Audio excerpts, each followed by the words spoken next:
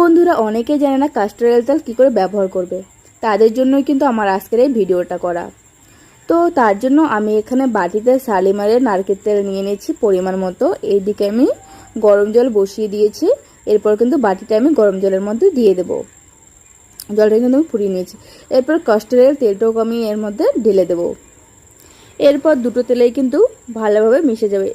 এইভাবে আমি double boil প্রসেসিংয়ের মাধ্যমে তেলটাকে কিন্তু ফুটিয়ে নেব।